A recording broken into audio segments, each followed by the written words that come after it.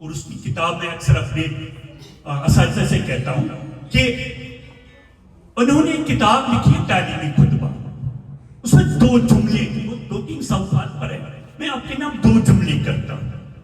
وہاں لکھا ہے کہ استاد کی کتاب زندگی کا جو عنوان ہوتا ہے محبت ہوتا ہے۔ غور سے سننے والے جملے ہیں، استاد کی کتاب زندگی کا جو عنوان ہوتا ہے محبت ہوتا ہے، اور ان ننھی جانوں سے محبت ہوتی ہے جو آگے چل کر قوم کی نیا کو پار لگا سکتا ہے۔ ایک جملہ۔ دوسرا جملہ اس میں اپنے عزیز کے نام بھی کرتا ہوں، کیونکہ انہوں نے ابھی بہت سی منزلیں پانی ہیں، ستاروں سے آگے جہاں اور بھی ہے، انہوں نے ان کو بھی سر کرنا ہے۔ تو دوسرا جملہ ہے، جب پوری دنیا ایک بچے سے نا امید ہوتی ہے، پوری دنیا، تو 2 شخصیات ایسی ہوتی ہیں جو نا امیدی کے دامن کو ہاتھ میں نہیں لیتی ہے۔ بھائی مجھے بتائیے گا کون کون سی شخصیت ہوتی ہے؟ نہیں، میں نے 2 ہی کا نام لیا، یہ 3 بن گئے، استاد اور پیرنٹس۔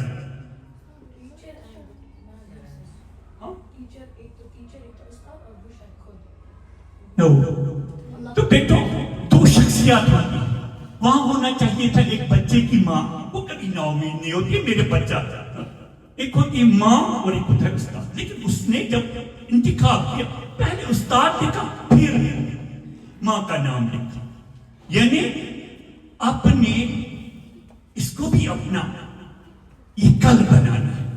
تو کیونکہ میرے ابا جان کی بات چلی، وہ بھی ایک استاد تھے، استادیت ان کا سب سے بڑا منصب تھا۔ تو وہ تھے، ان کا آپ نے سنا ہوگا پوشم متو نندر پریم چین غزل جوان جوان، یا دوسری آتی ہے ان کی تھوت خدائی للون تقدیر میانے باپت۔ تو وہ اس وقت پرنسپل تھے ہائر سیکنڈری اسکول ہندوارہ میں، انچارج پرنسپل تھے۔ تو میں انشاءاللہ کوشش کروں گا، میں آپ کا زیادہ وقت نہ لیتے ہوئے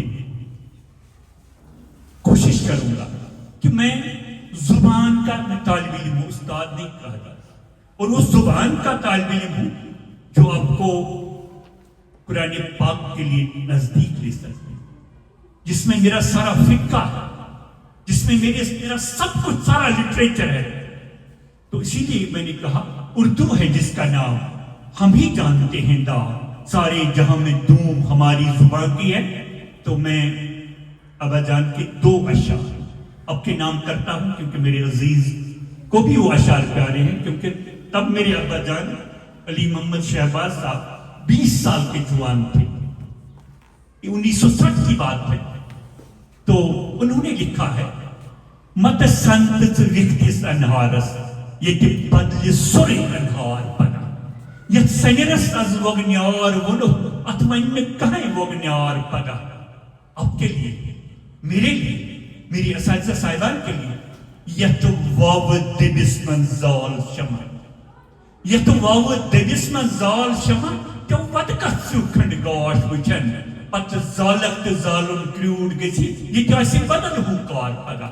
ہم نے شمع جلانے کی سائی کرنی ہے، آندھیوں سے نہیں ڈرنا ہے، تبھی ہم شب دیجور کو شب نور میں بدل سکتے۔ اور ایک بات کر لیجئے گا میرے بیٹوں اور بیٹے، شام کے وقت نیچر کے ساتھ کچھ لمحات جوڑ دیجئے، اس کو چھوڑیے گا جو یہ بلا ہمارے ہاتھوں میں، امی کے ہاتھوں میں بھی، ابو کے ہاتھوں میں بھی، بھیا کے ہاتھوں میں بھی، بہنا کے ہاتھوں میں۔ ویلیوز کہاں سے آئے؟ یہ خود ہی ہمیں کسی اور دنیا میں لے۔ لیکن ایک بات کہوں گا، میں آج بھی میں ٹیلے پہ جاتا ہوں، شام کے وقت میں قدرت کا نظارہ، نیلوں آسماں کو دیکھ لیجئے گا آج کے بعد ایک لمحے کے لیے۔ وہاں ستاروں کی ایک درخشاں کہکشاں ہوتی ہے، ستارے ہوتے ہیں۔ میں جب ان کو دیکھتا ہوں تو سویرے جب میں نیند سے بیدار ہوتا ہوں، اس وقت وہ سحر جس سے لرزتا ہے شبستان وجود، ہوتی ہے بندے مومن کی اعضاء سے پیدا۔ تو میں سوچتا ہوں یہ مجھے سویرے کہیں گے نذیر قریشی اب کو ہم نے رات کو روشنی دکھائی، ہمارا معاوضہ ادا کر دو۔ تو میں کہوں گا آپ کو پڑھاؤں گا، مجھے معاوضہ ملنے کا۔ لیکن ستارے کبھی، اب میری درخشاں ستارے ہیں، کل کے درخشاں ستارے، میرا کل ہو، وہ کیا کہتے ہیں؟ ستارے نور دیکھ کر رات سے کچھ نہیں لیتے، ستارے نور دیکھ کر رات سے کچھ نہیں لیتے، شب تاریک کو کر کے منور ڈوب جاتے ہیں۔ انشاءاللہ ہم بھی وہی کہیں گے، کیونکہ اس شعر کے ساتھ میں ادب کا طالب علم میں اس لیے زیادہ اشعار بتاؤں۔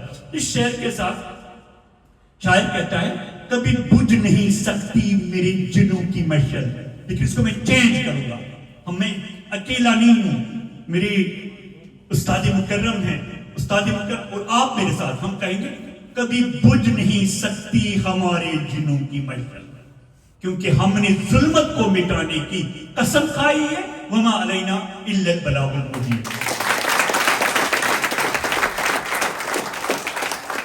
مجھے چھوڑ دے میرے حال پر، تیرا کیا بھروسہ ہے چار اگر، مجھے چھوڑ دے میرے حال پر، تیرا کیا بھروسہ ہے چار اگر، یہ تیری نوازش مختصر میرا درد اور بڑھانا۔